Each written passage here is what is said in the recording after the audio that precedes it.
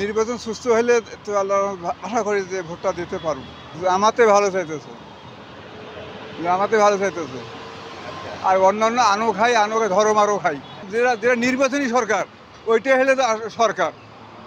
ওই সরকার হলো নিরাপদ সরকার, সবার পক্ষে ভালো হবে আর কি।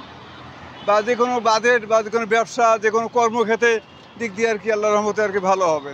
সুস্থ নির্বাচনে সরকারের আন্ডারে দেশটা ভালোভাবে চলুক, এইটা আল্লাহর কাছে লাখো লাখো শুকরিয়া আর কি।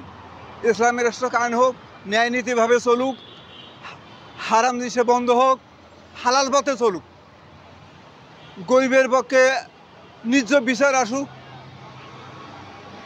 এইটা আমরা চাই। যেটা ভালো হবে আর কি, সেইটার পক্ষে যেন সরকার যেন ভালো করে।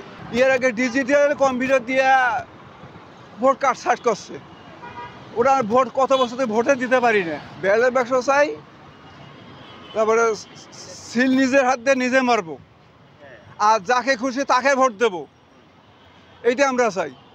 অন্য কোনো পদ্ধতি আমরা চাই না আর কি। আমাদের এই একটা গরিব মেসের রিস্কে আমার 1700 টাকা খাইছে পুলিশে, একটু রং করার কারণে। একটু মেন রোড দিয়ে গেছি, তাতে আল্লাহর কাছে ভুল করলে আল্লাহর কাছে মাপ পাওয়া যায়, পুলিশের কাছে মাপ পাওয়া যায় না।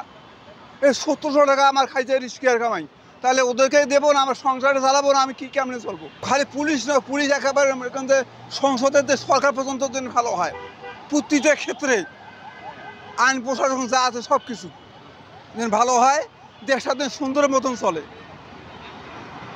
এইটা আমাদের আশা আর কি।